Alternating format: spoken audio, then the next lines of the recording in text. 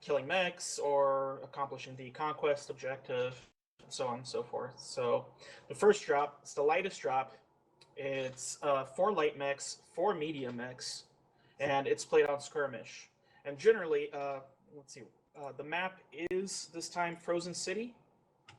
Yes, and generally what we see, like not only on Frozen City itself, but for these lighter drops is just a brawl. I mean, there are some teams that just always try to force ranged, and I don't think that's the right call ever in this one, but it can work if the other team messes up, but that's the key.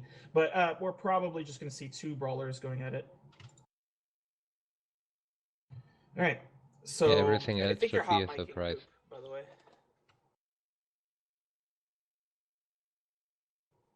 All right. So basically, what do you think, Paradox? Do you think any of these teams are going to bring something else to the table, or what do you think about drop 2 as well? I don't know, to be honest. I mean, for drop 1, I think it's a pretty clear thing. You have a small map, Frozen City, a lot of buildings. You can't really go for anything else but a brawl. In drop 2, it might be different, especially on caustic. Of course, you can end up in some kind of Nesca situation where even some mid-range might be helpful. You can go full brawl, of course, or we could see teams setting up somewhere and trying to get a more ranged position at the edge of the map to be able to shoot the enemy from the distance. I'm not quite sure what they are going to do. I agree. There's a lot of strategies on Caustic. I mean, drop 2 is still like a fairly lighter drop deck to me. That says, I'm an aggressive mindset. I'm always trying to get into a brawl. So, if I can, I would try to brawl on that deck. And if they're set up kind of in a super long range position, like you suggested, they might do, I might take that to its high at that point, which, is unfortunate, but we can, kind of place a bet that we're going to win the next 3 battles, and that's going to, put the tie in our favor. Yeah, sure, of course. And the opponent might make a mistake, and then you happen to be in a good position. Yeah, I mean, just because they set up, doesn't mean you can't push in, but go ahead, Pooh.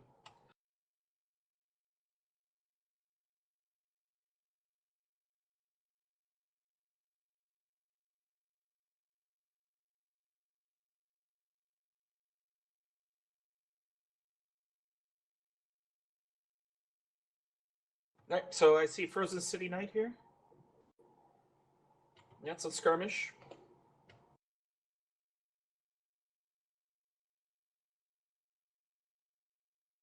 Okay, so I'm the one who's going to be drawing green here. So the red guys are team 2, I believe. We just double check with I Smurfy. think so, yes. Yep, team 2 will be red, team 1 will be blue. So Entex was Okay. team 1, they'll be blue. Praetorian Legion will be red, team 2. Roger. All right, so I kind of expect the teams to just kind of go for the ridge at first, right? They both can get there. I mean, these guys get there a little bit quicker, but Entex, they can set up a little bit more defensive, or they can just keep rolling up right until the top of the ridge and then just kind of get hit upon, and it's a huge brawl in any case. I like being a little bit more defensive on this side, and then just ready for the counter push, right? You see they come over, they start to scatter a little bit, and then you just move all your guys in and like get in their backs. You can't just kind of sit there in the buildings, because then you can potentially get murder trained. They'll just go through the buildings, all 8 mechs. They see a mech, all 8 of them fire. The mechs behind you or to your side can't necessarily see the same targets you can, so there's a lot of focus fire from the murder train, but not necessarily from the other team.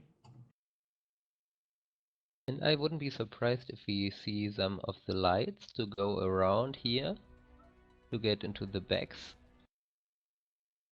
Yeah, of this defensive position. That would certainly be a smart thing, to try to hit them from a different angle. That does require some coordination, though, and if you don't hit them at the same time, you can have half your mechs fighting the entire enemy force. So, but if you can, and you can get those lights, particularly on maybe a vulnerable medium in the back, maybe a more ranged medium that they take for Overwatch, you can get maybe a couple fire starters with flamers, or a fire starter Arctic Cheetah combo with flamers, and just kind of go to town, and keep those laser mechs hot and out of the fight. For example. Oh, damn.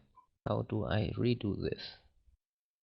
Looks like both teams are in lobby, and they should be getting ready to start soon.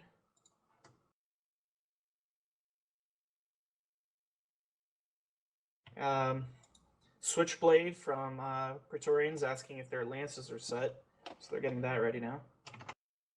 Once the lances are set, I think we'll be pretty quick here to switch over. I think we're looking at right now, it looks like NTEX is setting up an Alpha Lance, Bravo Lance, and Charlie.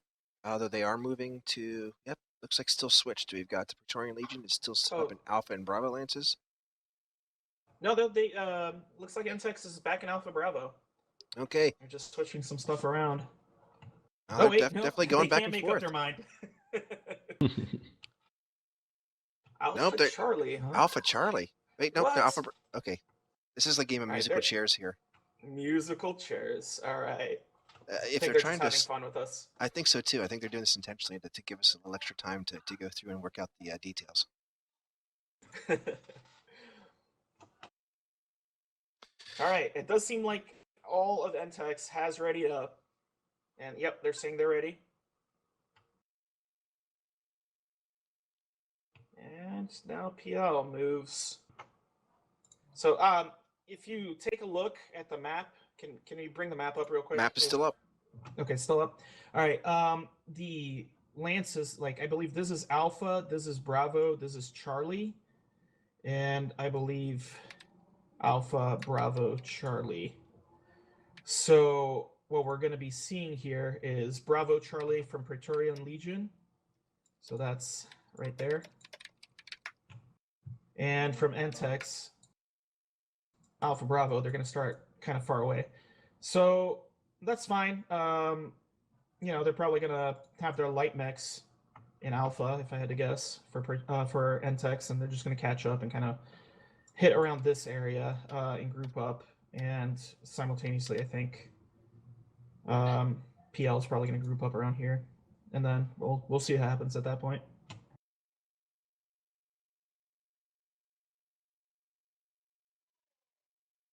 All right, here we go. They're starting.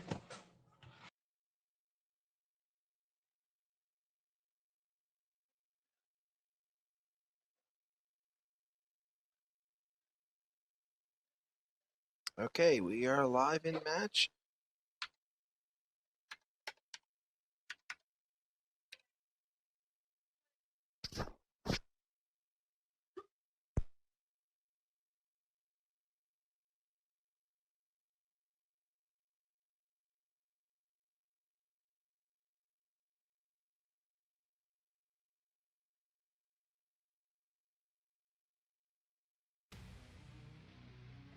All right, so I'm seeing Novas, 2 Novas on the side of NTEX, Stormcrow and a Shadowhawk. Interesting. Shadowhawk P, Phoenix variant. And then down here for their lights, seeing Arctic Cheetah, Jenner, Adder, Firestarter. And it looks like we are holding. I think we may have a disconnect. Okay. And then we'll know in a couple for the seconds. other side. There you go. All right, Praetorian Legion down on the blue side. Stormcrow, Firestarter, Stormcrow, so double Stormcrow for them. Arctic Cheetah, Jenner, Griffin, Cicada, Raven, Hugin. Okay.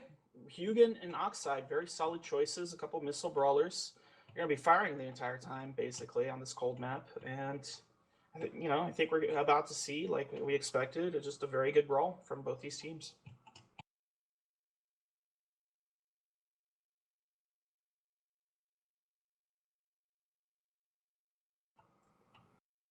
So the question is at this point is, when are these teams? Oh, well, here we go. They're starting to move. So NTEX moving through the buildings. They did not start up high like I expected. They have their lights down lower in the city. PL sending their scouts to just kind of take a look at the land in Charlie 3 over by the saddle. Looks like we might see an early engagement here. I don't know. It Yes, looks like we in still the have a buildings. disconnect. The Raging Wampa is not moving right now. I guess they just kind of decided to go for it. Both teams are getting in position. Kind of split. That fire starter, he went into the entire enemy team way too early. Elite going down, and he's down before the rest of his team could even do anything. And now we see NTEX kind of rushing in there to try to take advantage of their light mech, but it's too late. He was already dead by the time the fight started. So we're seeing, you know, are they going to be able to bring this back? But another one goes down for NTEX. One goes down for PL as well. 2-1 in favor of PL, and what a brawl. And if we're looking at this, yep, another one goes down for the NTEX team. So 4-1 actually now. PL, they're going to take this. They're surely going to take this. They still have a lot of fresh mechs. Stormcrow is going to go down any second now, probably 35%. 31, still up though. And this is PL's game. Nice job, Praetorian Legion.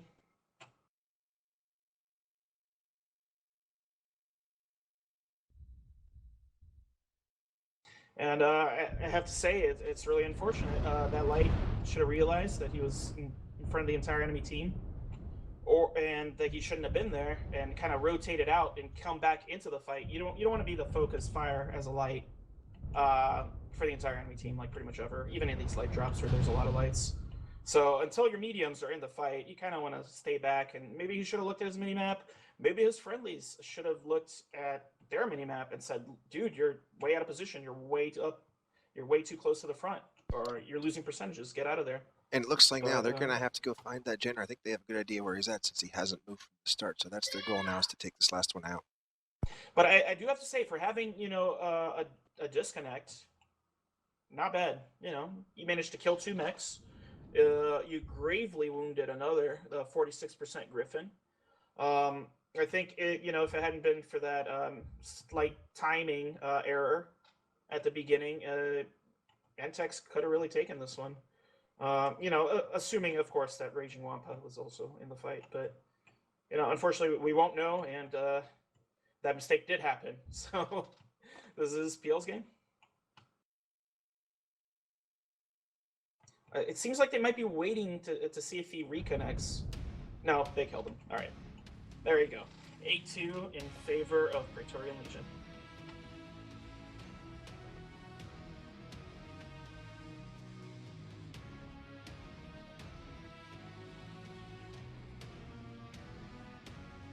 And here is Oh the my god, damage. I had it completely backwards. It was NTEX, actually, who was... the colors were backwards. Sorry, guys. Apologies. It was actually NTEX who won the match 8-2, and it was Praetorian Legion who had the disconnect in the form of Raging Wampa. Oh, man, I promised myself I wouldn't do this, but it still happened. Okay. many apologies to both NTEX and Praetorian. I'm not familiar enough with your players.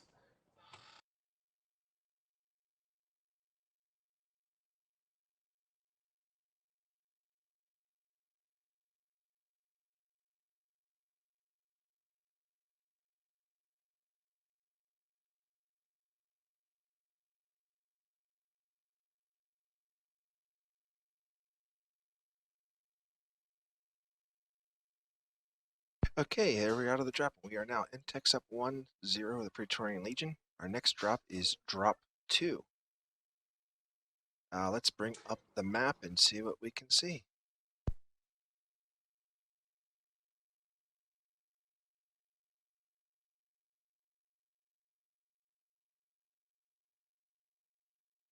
Okay, so it seems that NTEX is Team 1 for this. Would be strange if they would switch teams in the middle of the engagement. But maybe Yes. funny. Maybe PGA should think about that as a new kind of game mode, mixing up teams in the middle of the fight. That would be And fun. here's Well, Caustic Valley. One of the things is, in previous MRBC seasons, you had each team play each other team in their division from both sides of the map. So you don't have that anymore. So it adds a little bit of a. It can be a disadvantage to some teams if they feel they got the weaker side of the map, either for their strategy or just overall. All right, looking at the map here, we have Caustic. So, there's positions that can be held normally in slower drop decks, like there, I think it's around there. Perhaps they're in Bravo 6. I'm not 100% sure on that. I haven't tested it. But something like that, something to that effect, where you're just kind of baiting them in, maybe using some ranged lights to try to, get some early poke damage, maybe just having them kind of protect you from the enemy lights.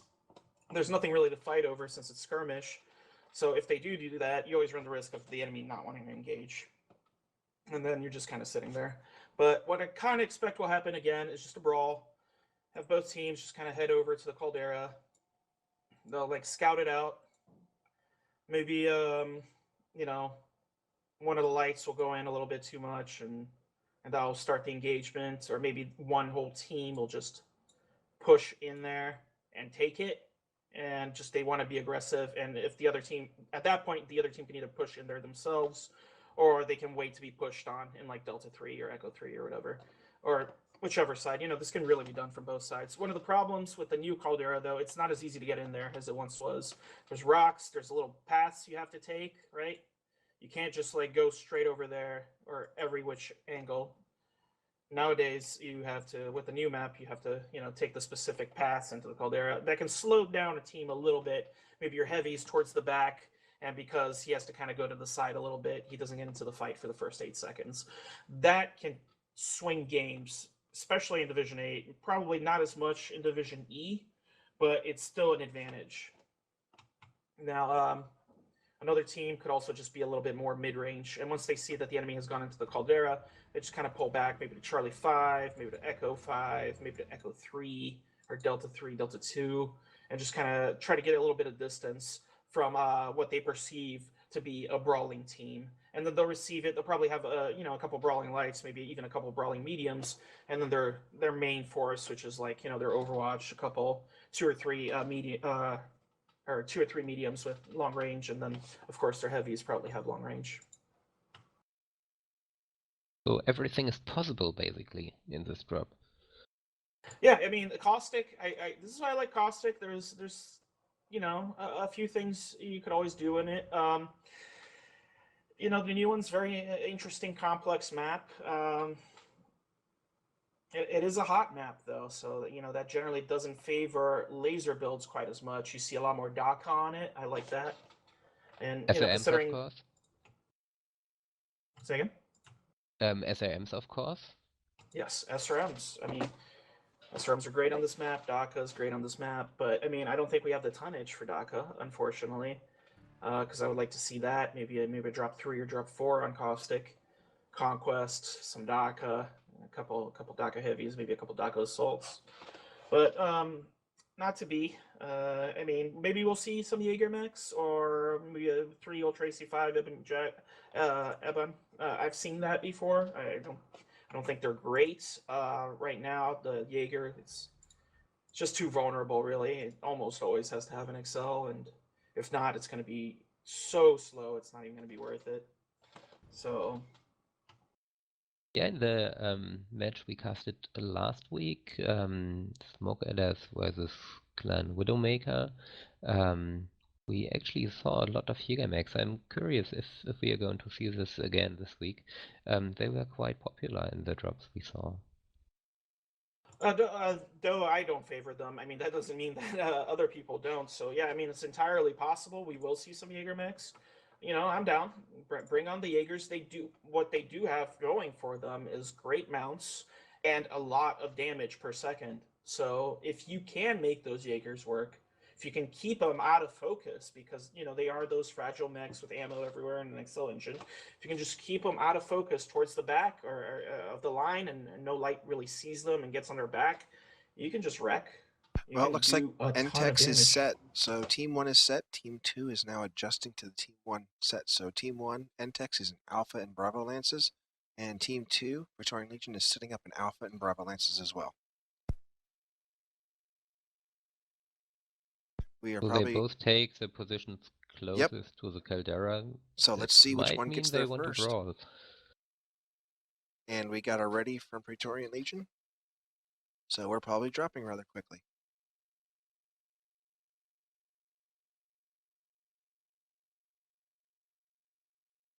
Oh, looks like we got a last-minute switch. Hold on.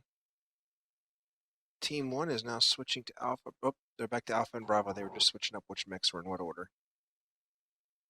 I guess it's a bit easier if they move guys into Charlie rather than trying to highlight a pilot. Gentlemen, behold, Olivia Munn with a samurai sword. And hey, speaking of blades, how about an incredible just shave adjusting the settings now from Proactive? Surprise. Yep, the clear skin people. It's Proactive Shave Club. You get the razor, you get the blades. And best of all, our medicated shave gel to handle your breakouts and your beard. All that for under $10 a month. Smooth shave, clear skin. Get both right here. Proactive Shave Club. Get in. So we don't get too much interruption. Yeah, I'm in Europe for 20 in the morning for me. Fortunately, my daughter sleep. And I hope they sleep like that.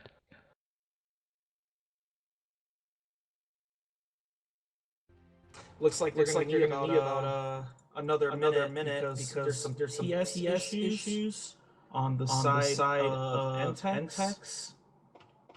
So just have to wait and see there for a second.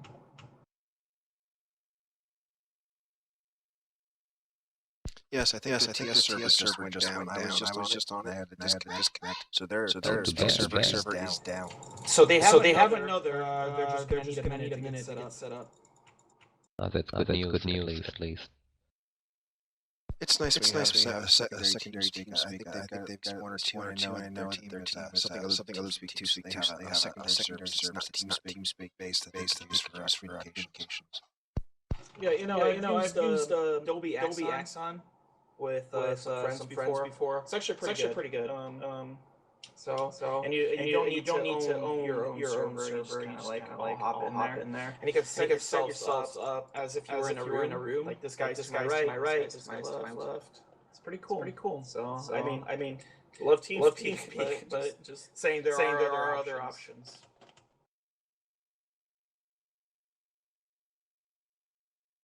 By the way, guys, how do you like new game or Nation? I think it needs some adjustment. For sure. I mean, first of all, should if your team, if the team is dead, they should just lose, right? There's no way they can win at that point.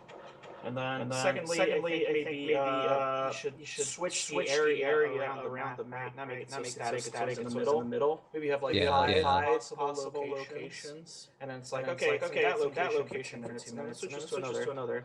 And then that makes the game less just the static. We're gonna group up around this area. Looks like we're dropping into it.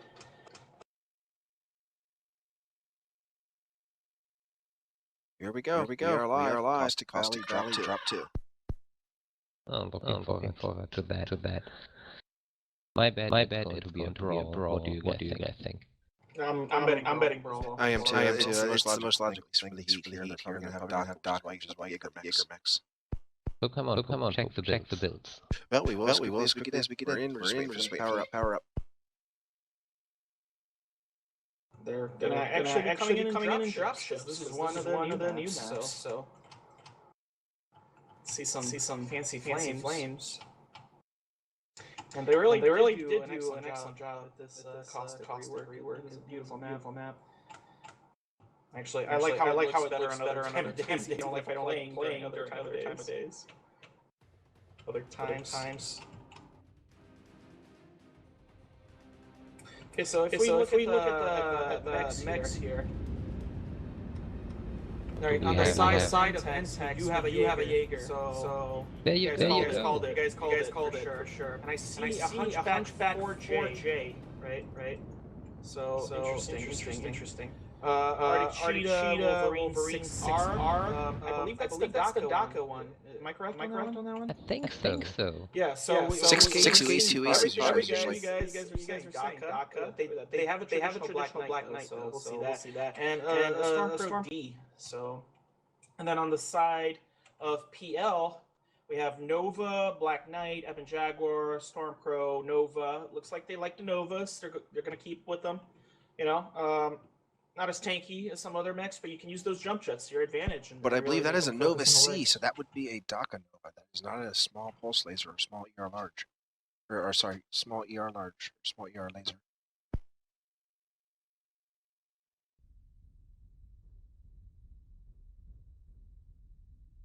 Nope, that is 10 small pulse lasers on that Nova C for Archangel on the Praetorian Legion. Both the Nova Cs with 10 small pulse lasers.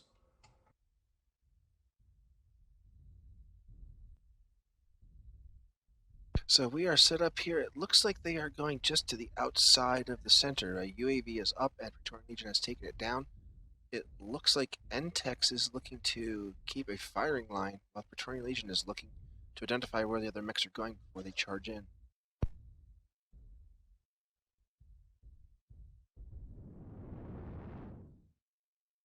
A little bit of fire on that Arctic Cheetah there.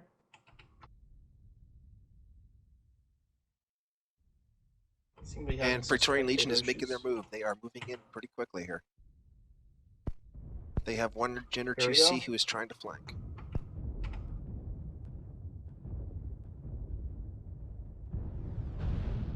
And that Jaeger mech already opened up in a side torso. Its Ultra AC is jamming. And it's an easy kill if they can find it and take out that side.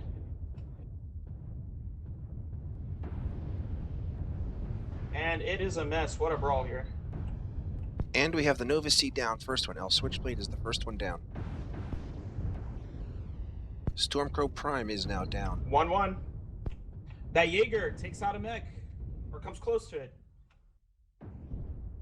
They're starting to focus that torso, though. The arm is almost gone. They recognize that the Black Knight, Scotch Tape, heading right for him. It's a fight to the death. Who's going to win?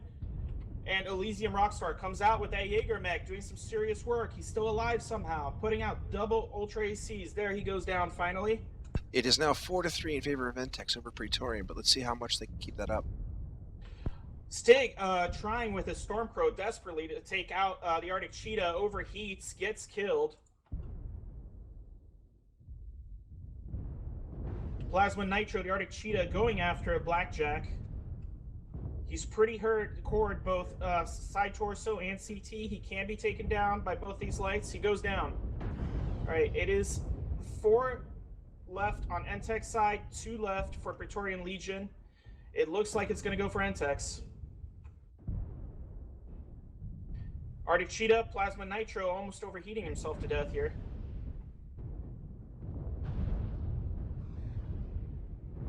A lot of overheating going on such a hot map as Caustic. Plasma Nitro managed to take out Elite, and 1 mech is left. Arctic Cheetah. And he's shut down, and that is it. Surely. Oh, he's still alive, but only 1 small pulse. There you go. Wow. So, yeah, like predicted, that went into a brawl. There was a lot more DACA than I expected, though, with that Wolverine 6R. Indeed, it had the 2AC5 medium pulse laser. And looks like, let's see some of the damages here. Mayor West, he was that Wolverine 6R pilot. Did some serious work, major props right there, almost 600 damage. That's always good in any competitive drop, honestly. Stig, I'm sorry, I don't know how to pronounce your name. I think that's how it is. Did 490 with that Streak Crow. He stayed alive quite a bit.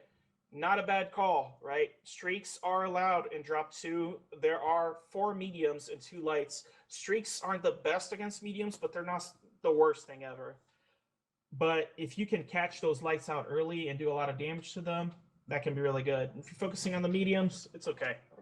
The Hunchback 4J alive until the end, 2 kills. On the side of Praetorian Legion, we just see a lot lower damages. No one getting even close to 600, only one guy breaking 400. Most of them around the 200 damage mark. Pretty even, but that also means that like the mechs who died first did the most work, right? If mechs who died later are getting the same damage as those mechs who died first. And now we have 2-0 in favor of Entex. Our next map is Commander Assassination. This is every team must have one commander. Your commander here is a victor. You are allowed 3 mediums, 4 heavies, 1 assault. This is conquest, no strikes as before. Like we said, you must have a victor on each side, and that's your commander. So there is a bonus here that if you can kill the enemy commander whilst not having your own killed, there is a bonus here for C-bills. 50,000, that is worth 2 kills. That's pretty nice, actually.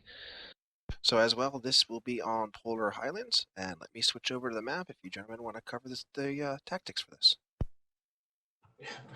This is quite the interesting map, Polar Highlands. I'm glad that it's on Conquest, because it forces more interesting engagements, rather than just seeing like a bunch of, ER large laser fire from everywhere. We might see a bit more mid-range. I've seen Brawl work on lighter drop decks, like a drop 1 or a drop 2, but drop 3 doesn't have any lights. There's no mechs that can quickly close the distance. Similarly, this poses a conundrum for the cap game, because without any lights, all these caps super far away.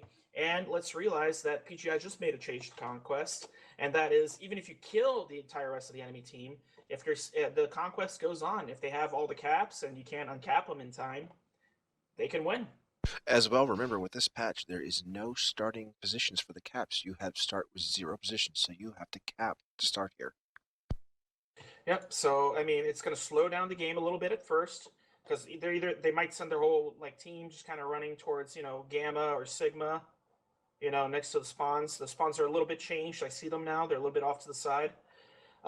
Since the last patch, and are they going to go straight there? Probably. Or, and they might decide to just send one guy, maybe a faster medium. What I'm interested in is, how much are these teams willing to sacrifice for the cap game in terms of medium firepower? Are they going to go more cicadas? Are they going to go more shadow cats, ice ferrets even? Mechs that can just go really fast for a medium, almost light speed, so they can win this cap war and force the engagement on their terms.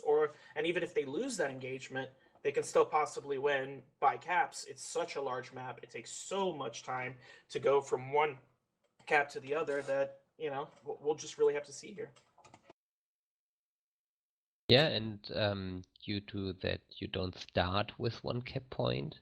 And if you look at the different cap points, they are spread out very evenly right now. Before the patch, we had the situation that both teams had 1 cap point, Gamma and Sigma already. So they tended to go to Epsi and Kappa a lot, and maybe just send a light, or in this case a medium, to Theta to get an additional cap. Right now, we don't know yet what is going to happen. I'm curious how the teams are going to play this, and how these changes due to the patch will play out, especially in this comp match. Okay, so I also you guys, like to talk. Go ahead. So the map is up. So if you guys want to mark it up, so you can show them how you're moving up. Okay, so probably start with something like that. Actually, this guy probably going straight there, and that's like 1 mech off of this lance actually, and then just kind of start some sort of rotation perhaps. If they have those faster mechs, they can send them ahead to Kappa. Maybe they send them to Gamma first, and then just send them straight to Kappa. It's like if they're holding there, that can be problematic. Maybe they're just scouting here first. If they see them here, they'll go here instead towards Theta. It's kind of a reactive game like that. It's a very open map with the 5 caps kind of like in a pentagon formation. So I mean, there's a lot that can go on here, and there's no excellent position here. And this is kind of what I was going to talk about before you pointed out the map, Poop, and that is there's no excellent position that you can just hold with all ER large lasers that's going to somehow see all three caps, and you can just completely hold that. I don't think there is. Maybe there is, and I haven't found it yet, but I don't think there's such a position, which means that by using the cap game, you can force the opponent to like move and get into worse positions. And because of the hills and valleys and trenches that are all throughout this map, you can get relatively closer without, you know, being really significantly damaged by a ER large laser deck. And that means you can get more into the clan large pulse laser range, the inner sphere large pulse laser range even.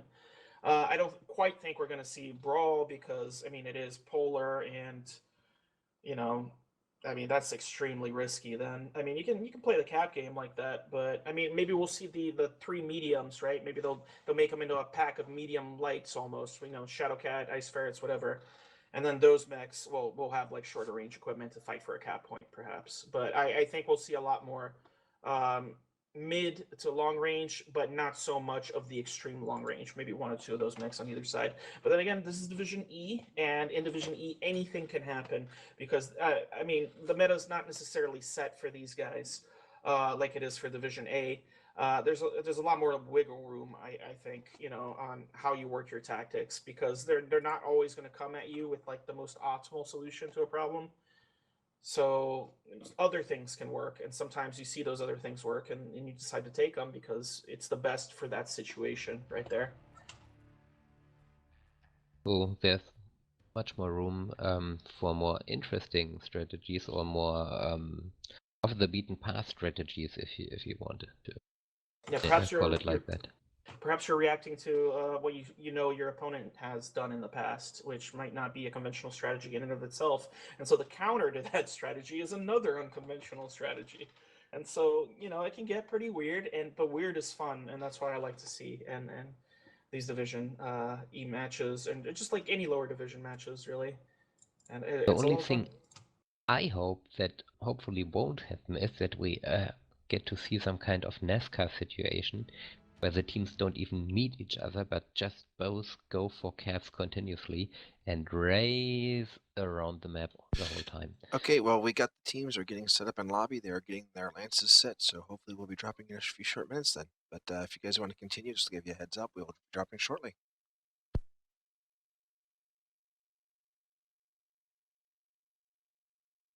I did seem to experience some sort of spectator bug where once I went into a cockpit and then I came out, I couldn't bring any of the other controls up except for like the team colors.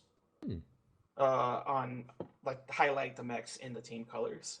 So that was not ideal. I ended up having to hop in a lot of cockpits. It was a lot of fun. I saw, you know, that's how I was showcasting that fight. But probably gonna try not to do the same thing again. Rebroadcast just posted something. Maybe it's interesting news to our viewers out there. He just posted something on Twitter. Considering Tweak to Conquest April patch match will still continue after enemy team dead, but will end once surviving team next enemy caps. That will be interesting. I wonder how they'll work that out. I'm not sure as well.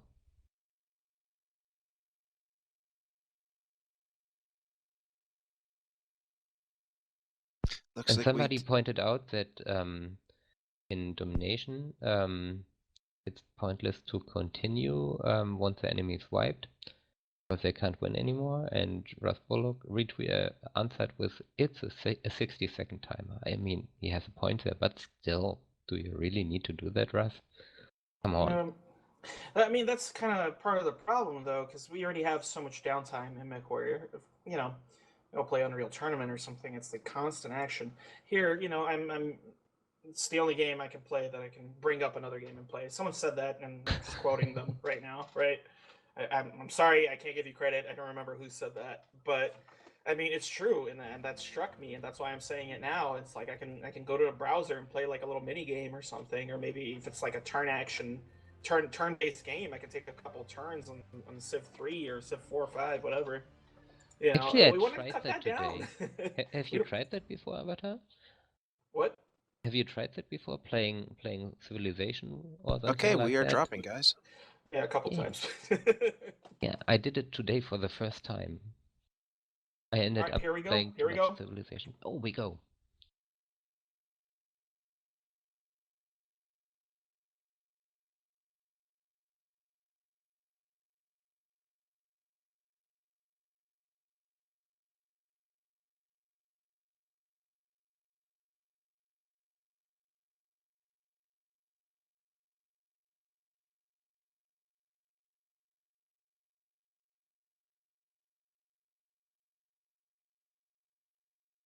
And we are waiting for the dropships to come in.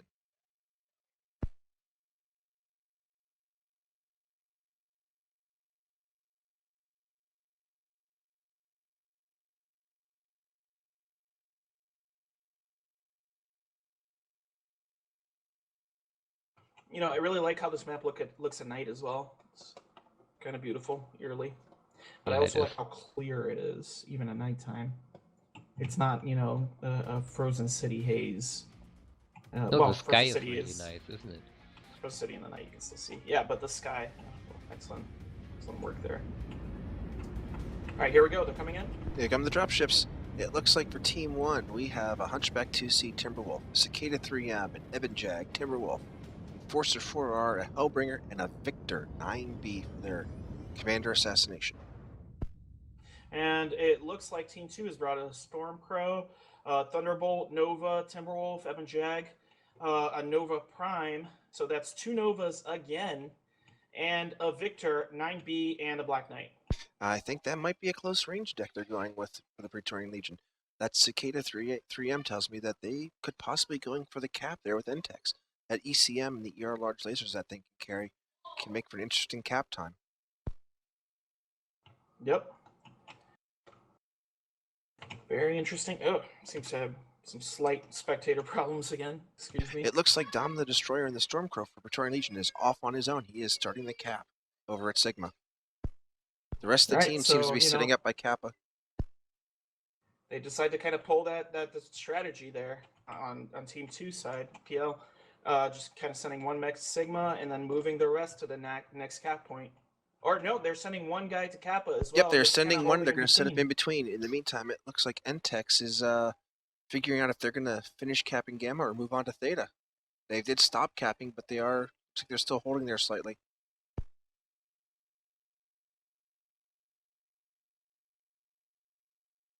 And Dom the Destroyer is now starting to pull back with the group. He has finished his cap on Sigma and is pulling back.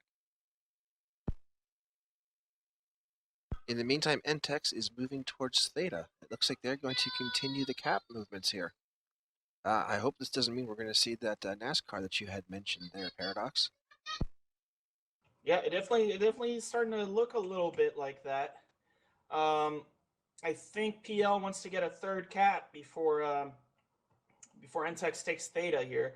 But if it keeps up at this rate and they just like circle forever, it is going to be PL's victory. So hopefully Entex can do something here to turn that around. It looks like Entex has left their Victor behind. It looks like they're a good several hundred meters ahead. I hope they yeah, they're definitely out-rotating him. He's going to need to kind of cut in towards the center if he's going to want to ever catch up with them, right? So, like, if they're going to go to Sigma next, he needs to start beelining to Sigma. And the Praetorian Legion, go to Kappa. Praetorian Legion is moving towards Epsilon. It looks like we are seeing a little bit of a NASCAR here already. Both teams still so far away from each other. I don't even think they know where each other are outside of like the caps, right? So they're kind of like judging how fast, how many mechs are on the cap by like how fast it's going down. Outside of that, they don't really have a lot of information right now. That Cicada 3M is poking on a hill. I think he's trying to get the information that they need.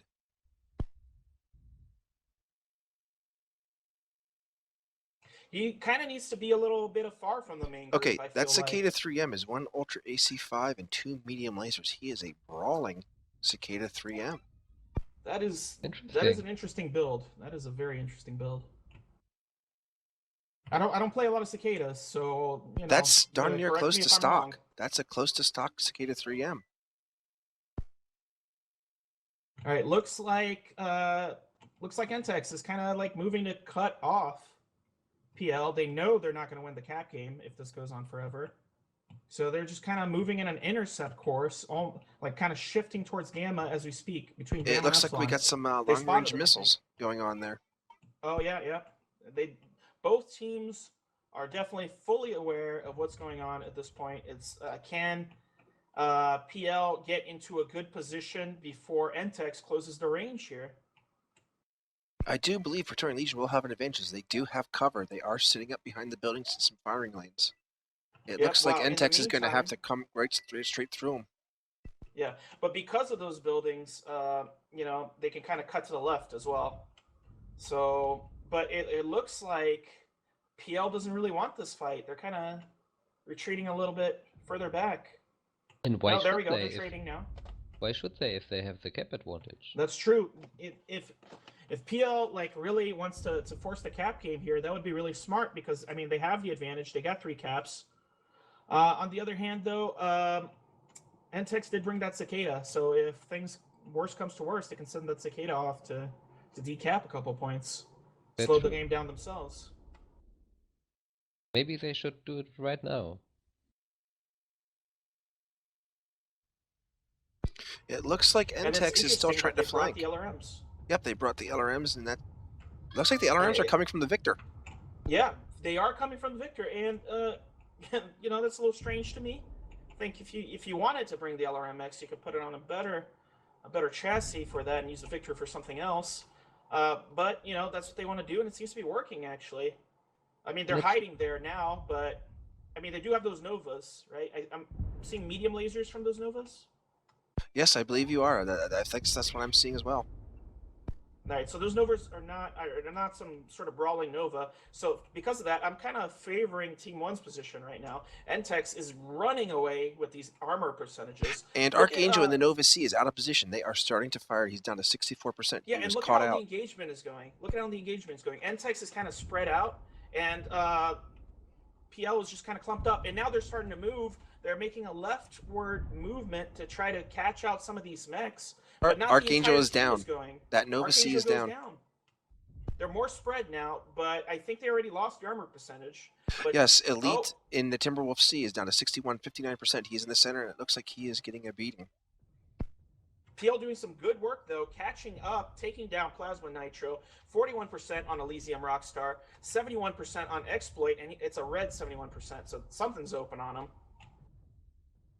It's kind of interesting that they're actually LRMs because Elysium is open in all 3 torsos. He is open in all 3 torsos, and he just lost his left torso. He is only center torso and right torso, and they are both open. Crit. I mean, there's a lot of hurt mechs. There's a lot of hurt mechs on NTEX side right now that if they can just capitalize and focus, they might be able to bring this around. It's actually surprisingly close. And Scotch Tape in the Black Knight has just gone down. And there goes the Victor. They're running away with it now. They are moving in for the kill. Looks like they are starting to... 4 on 4. Switchblade in that Thunderbolt 9SE goes down. Mayor West insanely fresh, 92% though. He can pull this game with his 2 mediums and his Ultra AC against these remaining mechs, even if Stig and Exploits go down. Yeah. And Maverick and the Epic Jaguar goes down. It's down to the Nova versus the Timberwolf and the Cicada. But remember, PL's already at 600 points almost, and they have 3 caps. Can NTEX kind of make that go away? They're going to have to. They're going to have to start worrying about that cap game. That's going to come back to haunt them. There he goes. Mayor West is now going to the cap. He is breaking off. That Nova Prime for Praetorian Legion is half a mech. He has lost his right side. And you it doesn't seem like he has an arm, though. He doesn't have either arm. He's not firing back. And you need to keep in mind out there. Yes, he has 0 weapons left. The Nova is completely weaponless. The game doesn't end when one team loses all mechs. The cap game is still going on. And yeah, he has to kill him. He's not killing him yet, or he hasn't killed him yet. He's trying to move to another cap point there. But... He has a perfect opportunity to end this and move forward onto the caps, but he has not killed him there. He's legged.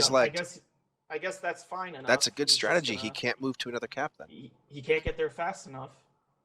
And Epsilon is now turning over. But I don't know if they can do this. They're already at 700 points. They have the 2 other caps, but cap was just a sliver. They can quickly neutralize it, but is it going to be enough? I don't think so. It's 7-10. There's just simply not enough time to get there and decap everything. I think this match is going to the Praetorian Legion. Yep, I agree with that assessment. Well done, PL. You engaged the fight. Maybe not perfectly at first. Took a little bit too much damage. You could have kind of taken it from them, actually.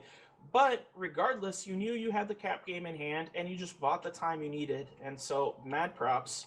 You did exactly what you needed to win. Even if it was close, you still pulled it out. Yep, this win is definitely going to the team that took advantage of the caps. This new method, this new mode of how Conquest works, it's just how you take advantage of it. And it's funny because NTEX had every opportunity to, stop that by sending Mayor West to go decap at like almost any point in that fight, right? And I think that might have been smarter if they waited. Look at Stig and Mayor West in that Timberwolf and the Cicada. 743 damage, 2 kills, 5 assists for Stig. Mayor West, 572 damage, 7 assists, no kills. I mean, they were putting out the damage and 648 exploits. I kind of got to bite my own tongue here. I mean, that's a lot of damage. That's a lot of damage. He wasn't touched, really. He wasn't touched. But at the same time, it didn't give him the win. So, what could they have done differently? Maybe just before the engagement started, send Mayor West out to go cap something and get him the cap advantage. Like, you're kind of holding them down, hold them pinned. Send Mayor West out, make them be aggressive, make them work into your firing lines. Excellent game from both sides.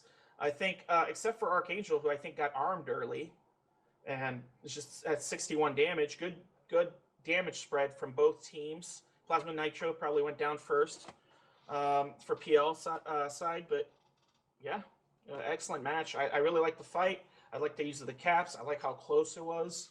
Good job to both teams. So we are now officially two matches to the New Texas Mercs and 1 match to Praetorian Legion. Our next map is Canyon Network. This is drop 4. This is a flank engagement, 2 of every mech. We've got strikes are allowed this time. Guys, you want to go a little bit over about the strategies on this, and I'll switch up the map. Map up? Map is up as soon as you're ready. We can put it up.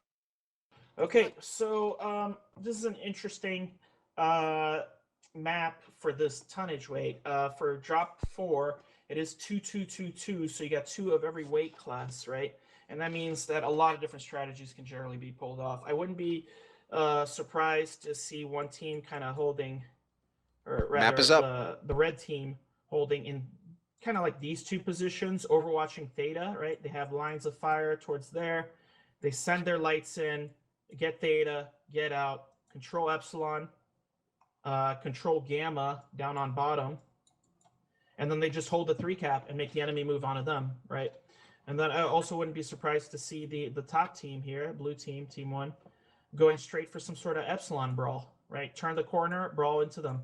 If they have like a nice firing line set up like that, that can be totally devastating. But you can also use lights to flank in from that side, because you have you can send your mediums down into the valley. If they have jump jets, they can jump straight up and get straight at them quicker.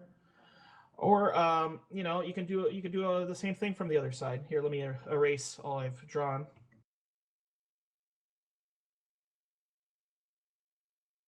You kind of have like some guys there, maybe some guys there. You just kind of hold ER large weapons, that sort of range. Send your lights, take Theta, you have the Overwatch, and then make them come at you. Okay, Paradox, so what would you do on this map then? What are you thinking here? You've seen what Avatar's. He's looking at a lot of looks like map control. A lot of high level mechs, a lot of mechs up there with jump jets. What are you thinking? Actually, I agree. This map is a lot about map control and opening up angles. Avatar pointed out that you can take a couple of good positions to get good overwatch over your opponent, and that is true for both sides. An area which I think can be very interesting is down here at Delta 3. Both teams can get there quite easily. The top team could go around from Kappa and move up here to get interesting angles on their opponents. Maybe even swing around behind Gamma. Getting Gamma to make sure that their opponent has to make a move at some point and just can't keep sitting in their overwatch positions. So they need to move into theta and maybe walk straight into a firing line or something like that. That is an option. But on the other hand, the lower team here, I remove what I marked here, can make a different move, and as they start down here at Gamma, they can easily take the Delta 3 position, get some shots on theta from this side, and get over here, as Avatar pointed out. So they have very nice angles on theta, they have a good overwatch position. Okay, now Paradox, last match you predicted sort of a little bit of a NASCAR here. So all right, predicted. Yeah, and are we going to see it again? What's going to happen? Are we going to see the teams move to Gamma, Epsilon? Kind of call the NASCAR here. Let's see your motor racing skills. What are we saying? Pull some Top Gear here for us. I'm actually not really sure. Yeah. It seemed like both teams like to be kind of aggressive at some point. But on the other hand, I wouldn't be surprised if they are both a bit more careful in this situation. Let me say this some then, kind okay? of standoff first. So I'm expecting the Praetorian Legion here to head to Gamma with this lance.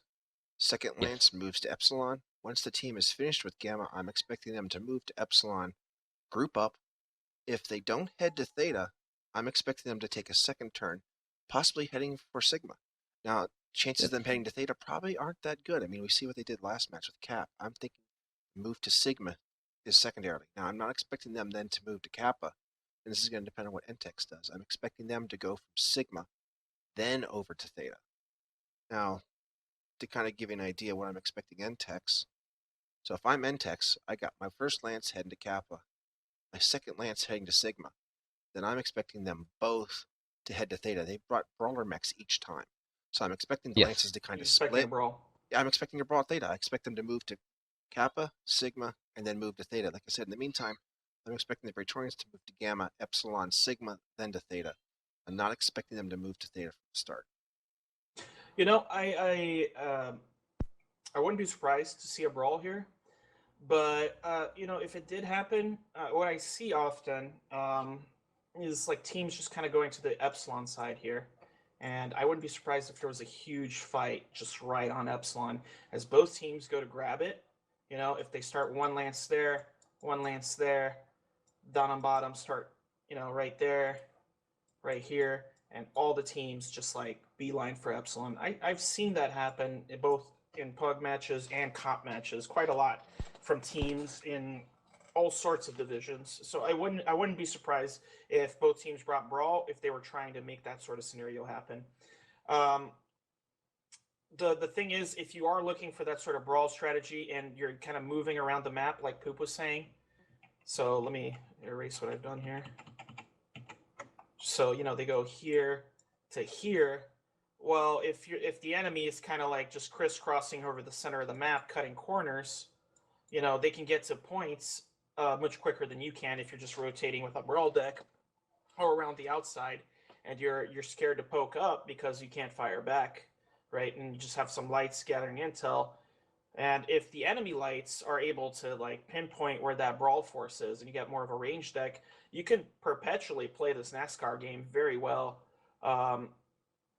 You know, but let's remember it depends on how good the brawling is and how good the air angles are versus how good the firing lines are set up. And that's the thing. Once the team moves to Theta, then you become the Overwatch. The NASCAR becomes an issue because you've got such good angles. I mean, you could see C4, you could see over to H3, you can see Delta 2, you can see Echo 3. The teams that are getting to those cap points, they have to poke up at some point as they're going across. You're going to see that if you move to Theta and at the center. Yeah, if you can just stay you're not afraid of any long range weapons. Theta's actually pretty good because you can like go anywhere from there. You have firing angles on pretty much everywhere. But if it is a situation where it's two long range decks or even mid range decks, then Theta's almost like a death trap. There's not a lot of cover. There's not a lot of space, especially with that oil rig in there. And so, okay. Well, to give you an update, it looks like we've got. The teams are setting up. We're kind of matching up lances now. It looks like there's a split, and maybe they're adjusting, but Alpha and Bravo lance for NTEX and Alpha and Bravo lance for the Praetorian Legion. That's what they're looking at right now as they're getting set up. I They're make one almost ready, yeah. prediction. I make one prediction. The lights are going to decide which team is going to win this game. You mean by damage or caps or both? There are two options. One would be that they play the cap game. The other is that with a good light movement and light action, you can easily distract the enemy team, turn them around, and open up the possibility for your own team to get into a strong position or Okay. into a brawl. Praetorian Legion And I has think just that is going adjusted. to happen here. Praetorian is now in Bravo and Charlie lances. So NTEX is in Alpha and Bravo, and the Praetorian Legion has just moved into Bravo and Charlie. So they are not in Alpha and Bravo anymore. Okay. All right. I do agree with what Paradox was saying just there, right? That the lights are very important, especially in these like 2-2-2-2, or in the case of Yes. 12 man's 3-3-3-3. The lights are super important because of their mobility, both in the cap game and that their ability to distract without getting pinned down can open up a brawl push. If they have just a bunch of Overwatch mechs sitting in the back, you can get them to look at the lights but not kill them. And then comes in the mediums, the heavies, the assaults. I think a lot of people, get in this fascination for the heavier mechs. Timberwolf, Atlas, Direwolf. Oh, they're so awesome. But And we're green. A lot of these fights are decided by the light mechs. Totally. We are green, and they're getting ready to drop.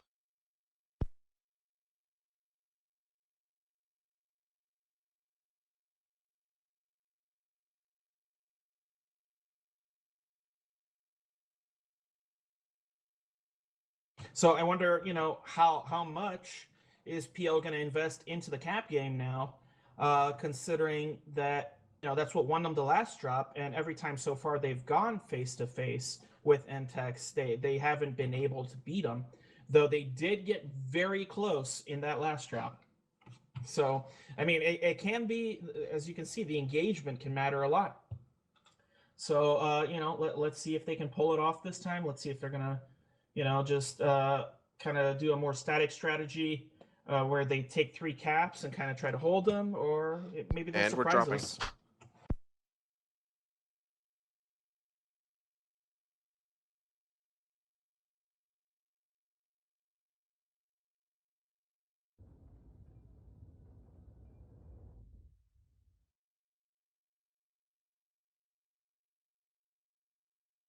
Okay, I'm seeing Nova again.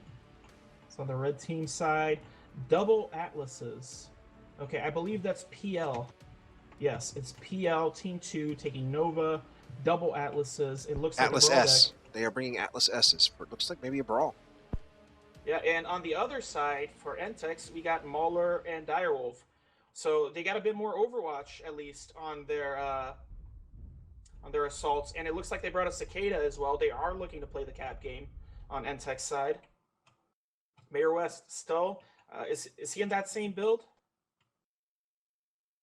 No, Mayor West is in a Cicada 2B. 2B this time. And That is 6 medium lasers or 6 medium pulse, depending on the build they want. They do have a Hugin for that light battle. I guess they prefer it over Deoxide due to the jump jets. They're taking an Arctic Cheetah, presumably for the ECM over the Jenner 2C.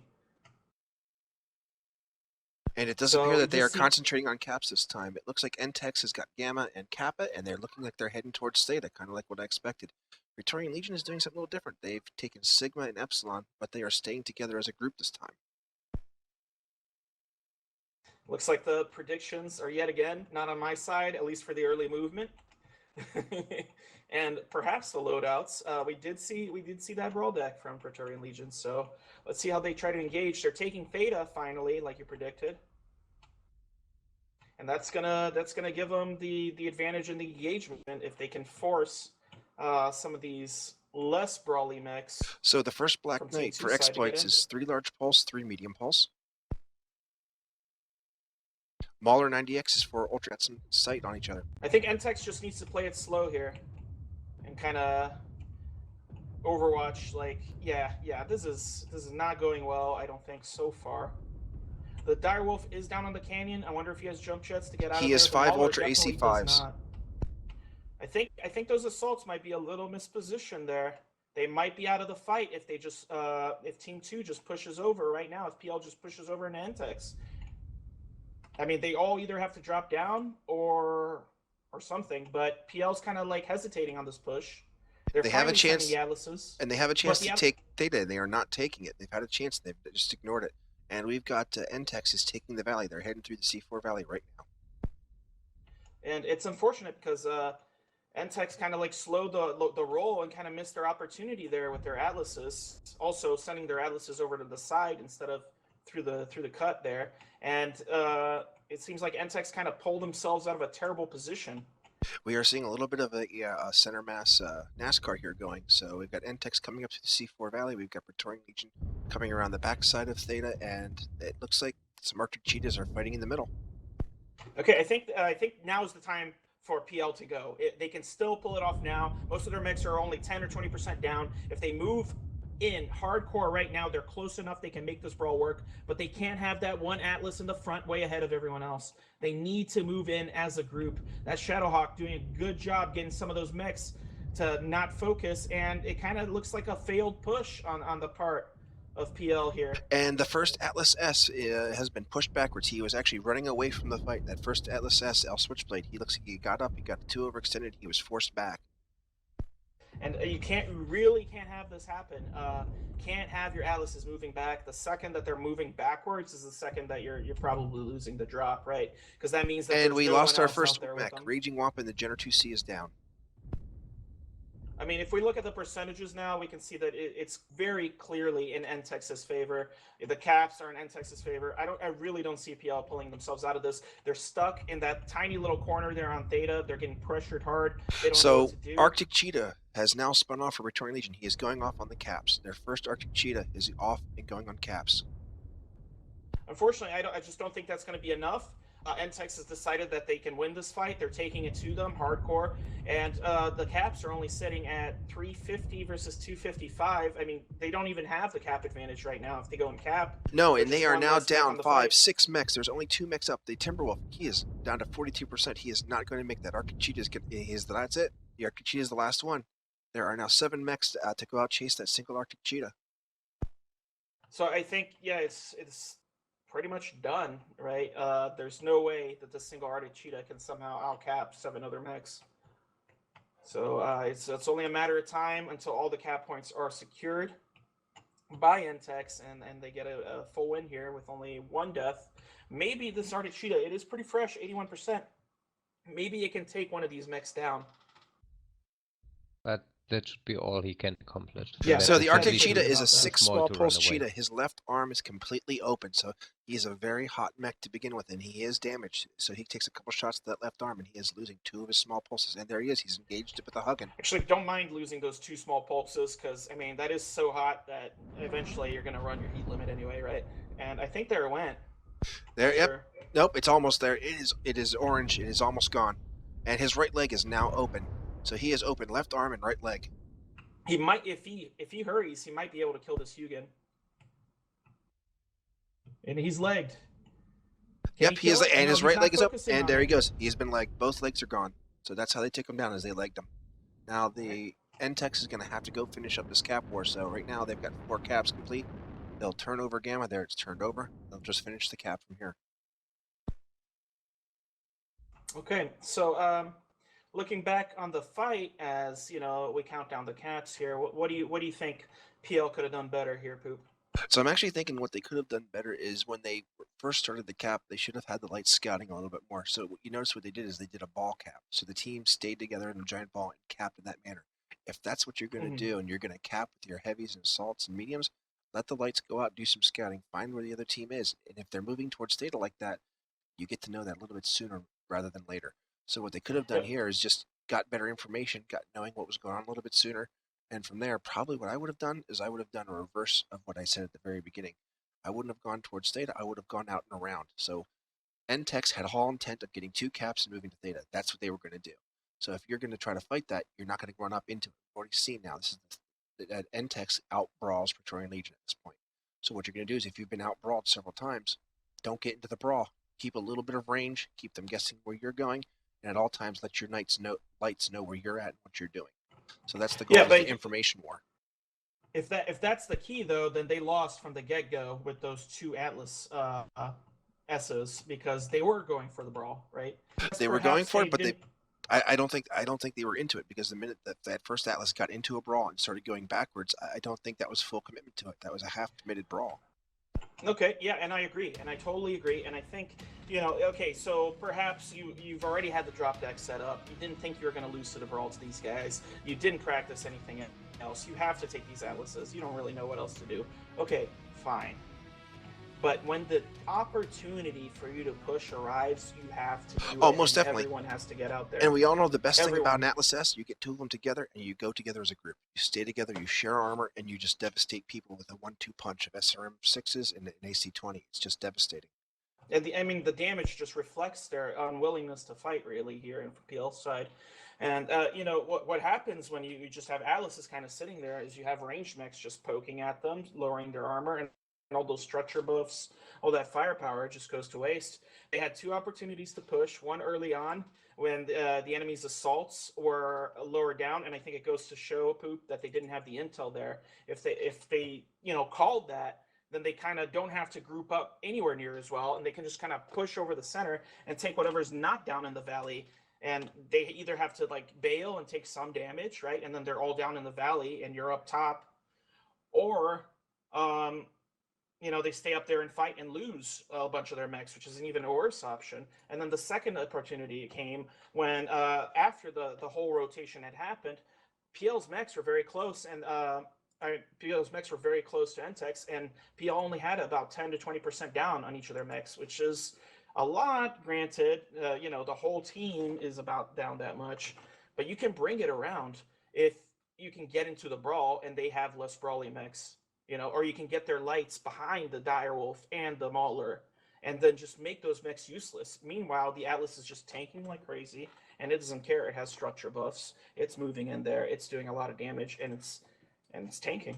It's even better when you have two of them. That second one just adds that much more punch to it and that much more damage absorption value. Now we're up 3-1, New Techs over Praetorian Legion.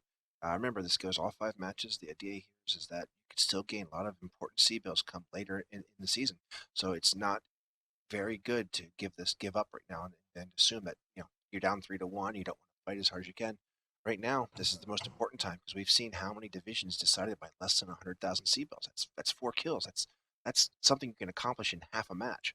So here we're fighting for C-bills now, and hopefully this could mean placement, whether it means first, second, third. Instead of being relegated to a lower level, you could move up from this depending on it. Next map, River City, drop 5. This is center of battle engagement. 2 lights, 0 mediums, 2 heavies for assaults. This is Conquest, max 1 chassis, 1 duplicate, and we are strikes allowed. So let me bring up the map, gentlemen, and we can kind of go over and see what we're looking at here. Map is up, and let's go see what we got for information. What would you do? All right, I'm interested in what I've always started these, so I want to see what Paradox has to say first. To be honest, I hate River City in this. It's kind of a difficult situation. I feel like the red team here on the Gamma side has kind of an advantage. Because Theta is closer for them. But on the other hand, usually if you go for Theta straight away, it can go horribly wrong for you. A lot of teams tend to use the spaceport up here at Gamma for an overwatch position, which can be very powerful. But if the opposing team tends to go down the Gulf line over here, more towards Copper, it's not as useful as you would like it to be, because the team on the Sigma side really doesn't, they don't give you a good shot if you're sitting on spaceport. Well, let me give you a little something I'm thinking too. But while I'm thinking the same thing you're thinking, what I'm thinking here, let's go from the NTEX aspect first. So 1 lance goes to Epsilon. Yes. 1 goes to Sigma. Yes. I think they head into the Grove or up into the upper city, and they get Overwatch on Theta, so they can shoot down. I'm thinking those 2 teams, they control the 2 caps, they Overwatch Theta, knowing that the Praetorian Legion has shown several times now they're going to play the cap game. Now, conversely, I'm expecting the Praetorian Legion to do something similar, but this is what I'm expecting to do. I'm expecting 1 Lance to Kappa, 1 Lance to Gamma, and then I'm expecting the Lance to actually go Fox 5 and the other Lance to head to Theta. Now, it depends on if they put their lights and their heavies and their assaults, but I'm expecting the assaults to head for Kappa, to be down here in Charlie Lance. Bravo Lance will probably be the team that hits Gamma first, then heads to Theta. So the idea here is I think, this is what I'm thinking, they may then eventually push down to Sigma and maybe Epsilon, keep it out of the upper Delta 5 area. Thinking. We have Praetorian Legion on the right side, don't we? Yes. I think you're right. They are going for Gamma and for Kappa, and I think they are going to try to get Theta. They will feel like Theta is close enough to them, and they will set up on the Citadel in Fox 5 and try to defend from there. So you like the idea of the Citadel? I mean, I'm expecting that. They've been taking brawlers to start with. I'm not saying I like the idea, but I think that is what from their point of view, what they're showing so far, that it's something they'll do. Now, myself, I'd probably want to, if I get to Gamma, I'd want to Overwatch Theta, expecting the other team. But yes. NTEX has not been that aggressive, at least for caps. So I don't think an Overwatch there is going to help much. I'm thinking if I'm Praetorian Legion, the way I'm going, I'm Brawly. I'm taking Theta in the hopes that maybe we'll crash there in Echo 5 in the Grove. I'm thinking we're going to crash. Now, if I'm NTEX, I'm thinking Praetorian Legion's kind of cap Theta. I take Overwatch and then try to wear them down from that. But we have seen that NTEX is very aggressive. They like to go for the brawls themselves. They like to carry the fight to their opponent, and I think that's what they are going to do here as well. So I expect NTEX to grab Sigma, to grab Epsi, go upper city, and then crush on their enemy, depending on where their position is. They'll go through Theta or up to the spaceport if they have a big Overwatch position. That is what I expect NTEX to do. Okay, let's see what Avatar's got. Kind of something I want to mention here is that this is drop 5, guys, and I don't know if we mentioned this, but it's 4 assaults, 2 heavies, and 2 lights, right? Yes. So this is a very slow moving drop. Now, River City, if you consider Conquest, just a part of the map that's used for Conquest. I'm not talking about like Charlie 3, Delta 2, Echo 2, or like the Charlie 7 all the way in the back of Spaceport, Fox 8, or even like Hotel 5, Hotel 6. All that part of the map is probably not going to be used in Conquest, right? So if we consider that, you got basically a map about the size of the old River City left. It's not huge, but you are slow. If a team manages to destroy the other 2 teams' lights, they can easily secure a cap victory. They can keep running around them all day and capping points and forcing them into firing lines and winning the cap war, and it can be great, right? So what I'm concerned about is like, you guys say they're going to send, PL is going to send people to take Theta. Is that firing line going to be set up on NTEX's side, like you said, in Upper City, Delta 4, kind of towards the area we affectionately in AS call Mango Grove, Echo 5, kind of like Grove area, Are they going to be able to like just wreck those lights? Are they going to move in and force? PL hasn't really been shown to move their lights, kind of just to go cap by themselves, right? At least not in the last match. They kind of just moved their whole force. Now, are those lights going to be getting the proper intel early on as well? A lot of that matters in this engagement, especially if PL, and I don't like this, if they're a more brawling type deck, maybe a DACA deck in this map. I don't like that idea quite as much. But if they are, they're going to need that intel. They're going to need to know precisely where the enemy is. And maybe they don't even want to take Theta because they risk losing their lights, which are going to be so important in starting the engagement.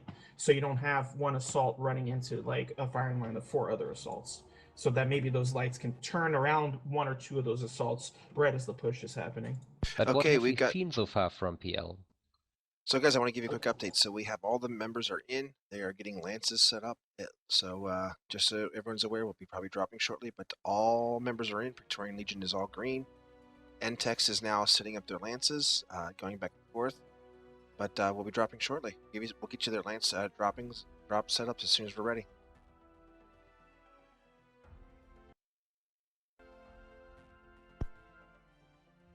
Okay, it looks like we've got NTEX set up in Alpha and Bravo lances. Praetorian Legion is currently set up in Alpha, Bravo, and Charlie lances. All are green. We are set to go. Looks like, yep, we'll be going with Alpha and Bravo for Entex, Alpha, Bravo, and Charlie for the Praetorian Legion. So I think Praetorian Legion is definitely going to try to get those 2 caps on their side and then move to Theta. I mean, it only makes sense to spread your mechs out across all 3 drop zones. Opinions? What do you think? Yeah, I mean, having the lights in that farther lance so they can just grab that cap real quick, you know, it makes sense. Makes a lot of sense to me. And we're connecting.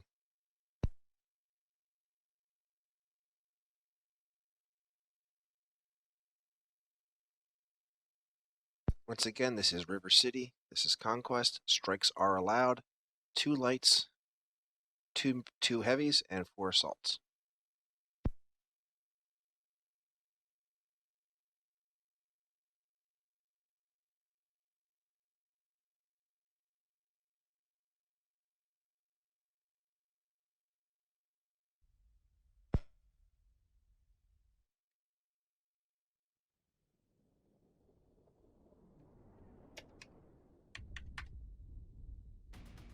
Okay, we are waiting for the dropships to come in.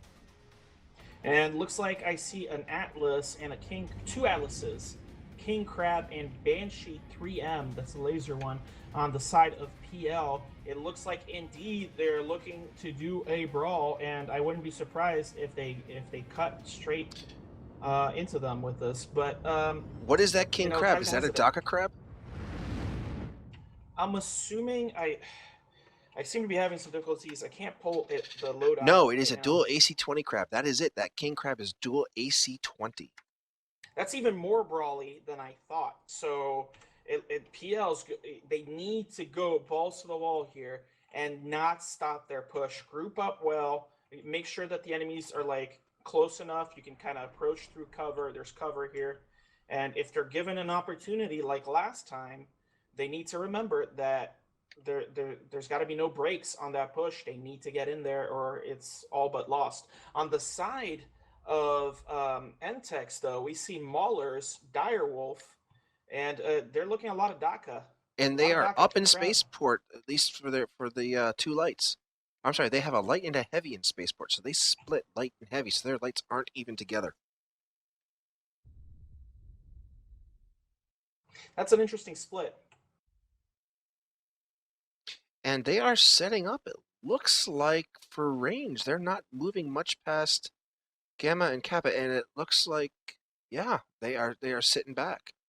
Entex is definitely sitting back, and it looks like Praetorian Legion has taken Sigma, they've taken Epsilon, and it looks like they are moving to Theta. They are not sitting in the Grove, but they are, oh, I'm sorry, they may be setting up firing lines. And Entex is moving up now, though, I think. I think they were a little slow early on to start moving, and with all these assaults, it can really take forever for you to get in position. But it looks like they are moving up. Perhaps they got the intel that they needed. And I mean, it was smart to kind of hold back there because PL has shown to be hyper-aggressive with these brawl decks, and expecting that, maybe you don't want to move into the city right away. Maybe you want to stay farther back and then wait until you get the intel that they haven't crossed across water, that they're not on your doorstep before you move up to that water's edge and set up your firing line. But right now, the cap game is even, and it looks like one of the mechs, the Arctic Cheetah, Plasma Knight Entex, is moving up to try to take it. And I don't see a lot of shots going in on them. Oh, there's not much shots they can take. I mean, those 2 Atlas S's, they're AC-20s, SRM-6s. They're really not going to be able to hit him at that range. The Banshee's 3 large pulse, but I mean, he doesn't have a good firing lane on it. Yeah, they just don't have. Here they come. Praetorians are crashing into the water. They're coming into Fox 5. They're heading into the area there. I think we should have at least seen a strike there on the cap point. I definitely would have expected it. Definitely.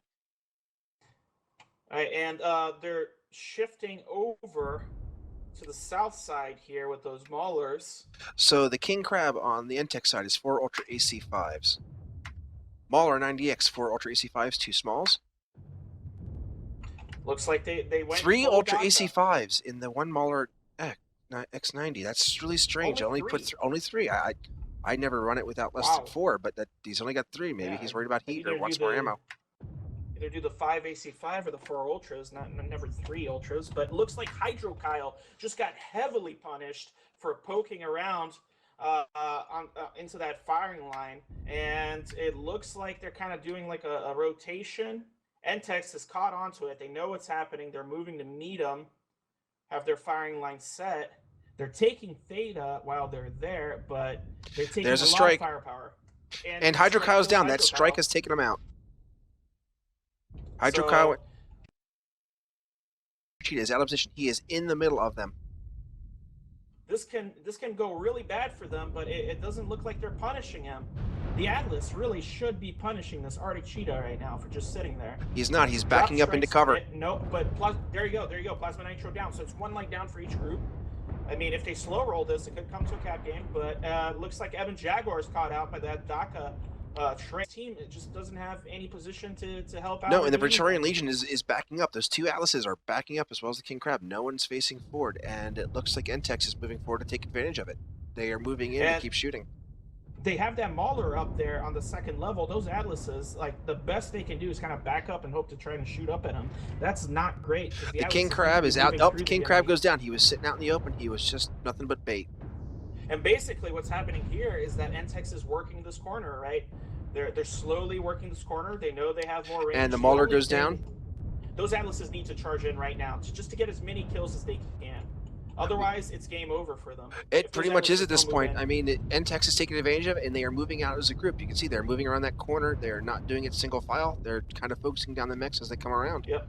And There look, goes that the one Atlas. That Atlas got mowed down. The rest of the mechs didn't have any line of sight on the other ones. It looks like the Arctic Cheetah is running around. I don't know if he's going to cap or what he's going to do, but that one Arctic Cheetah is outrunning. El Switchblade and the Atlas S is taking heavy damage at 46%. The Timberwolf, Ford Perfect, is down. Oh, the Arctic Cheetah is trying to come in behind the King Crab. See what he... Oh no, he got caught. King Crab caught him, and now he's Ultra AC5ing right into his back, and he's down. The Arctic Cheetah's down.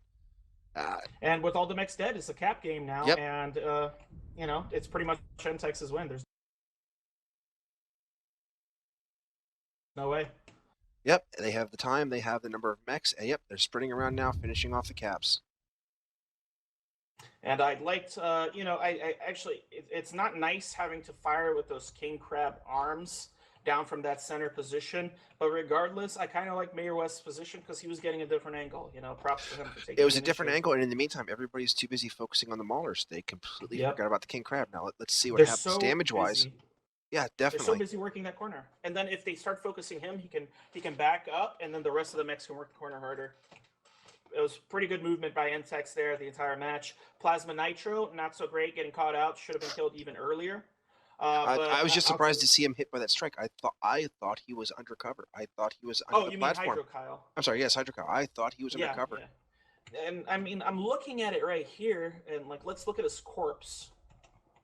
His corpse seems to be completely undercover from like any sort of strike.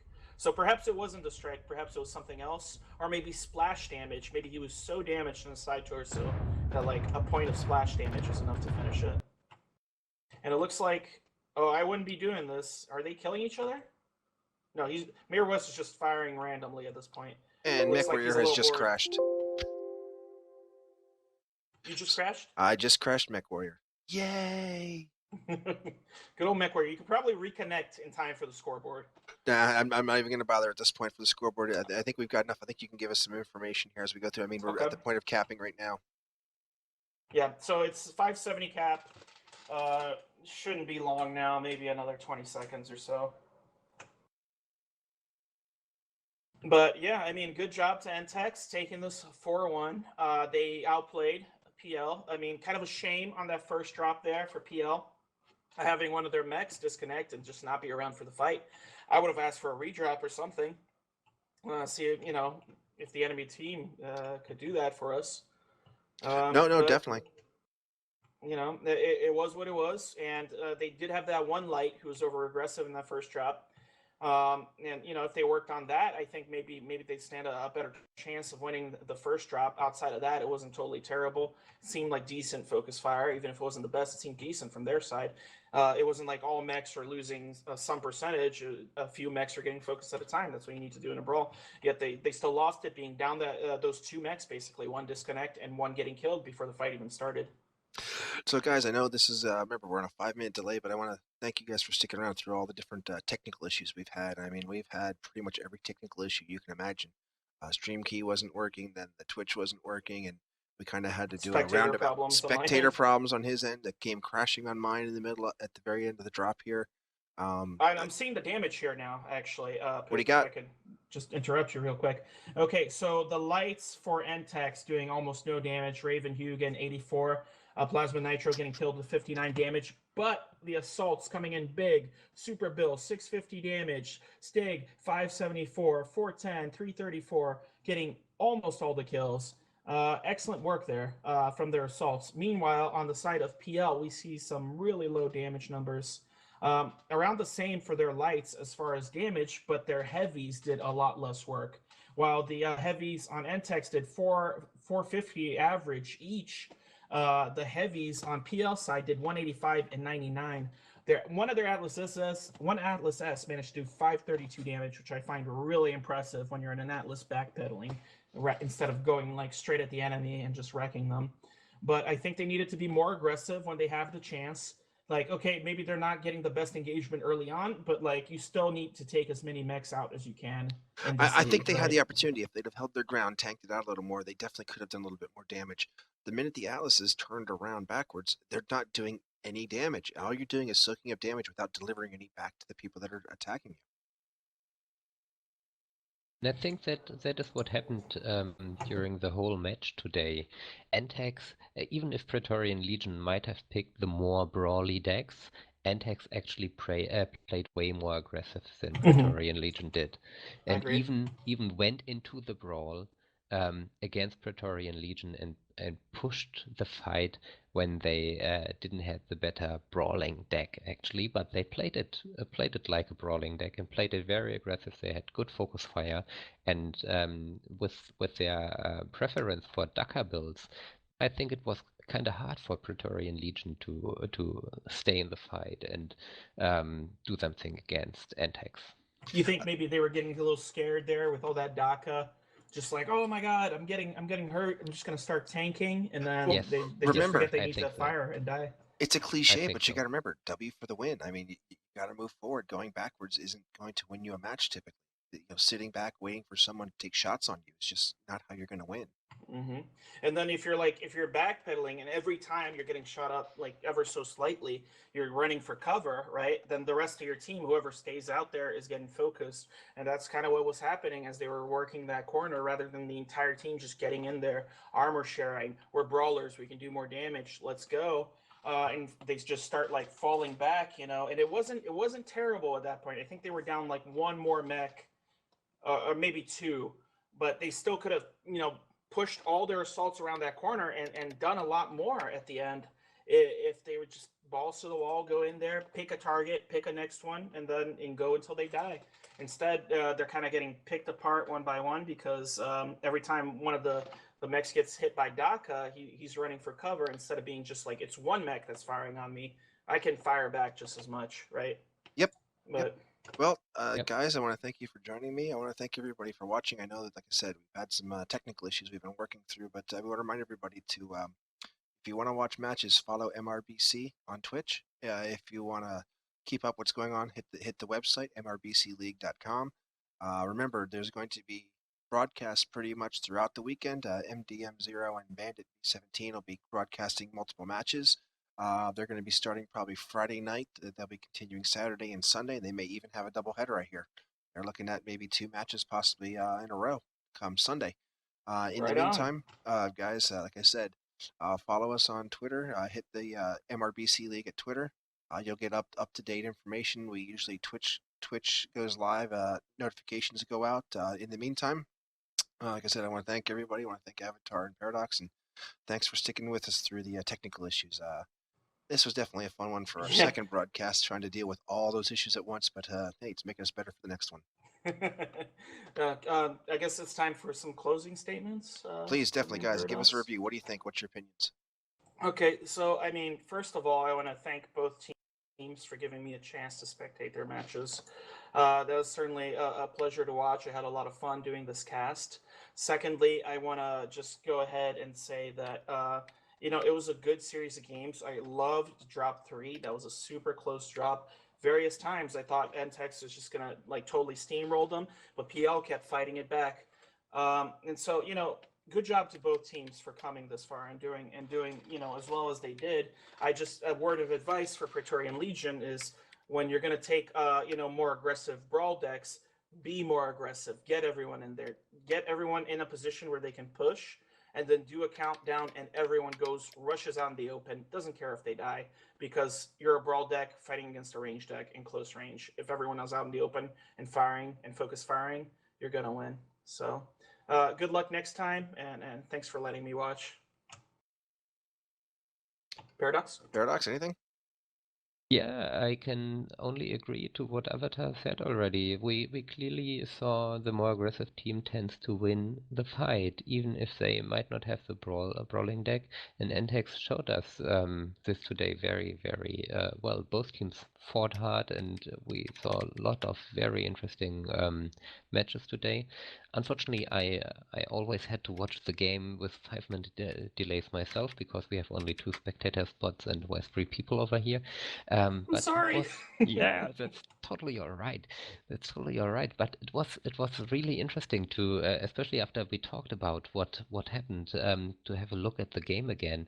And I can only say again, NTEX was playing very aggressive, and it paid off for them, as we can see on the scoreboard in the end. And they won the match 4-1, and I think they definitely deserved the win, even as Praetorian Legion fought back very, very hard. And they just need to get a bit more aggressive, and next time they will very likely win the match. They do. Oh, just a real quick thing. Bandit wants everybody to know tomorrow. Division B, 228th IBR Swamp Foxes versus SIG, Friday night, 9:30 p.m. Eastern Time. Bandit and MDM0 will be shoutcasting. This is MRBC NA, Season 7, Week 2, Division B. 228th IBR Swamp Foxes versus SIG. Be sure to show up, guys. I'm sure there's going to be prizes. Definitely, there'll be and the such. mech bays, and there'll be premium time. Bandit and MDM0 will be giving out both. Great. Excellent. All right, guys. I'll be Thank there you as well. again. We'll see you next time. We'll send out notices before we go live again. Thanks, everybody. Thank you. Bye.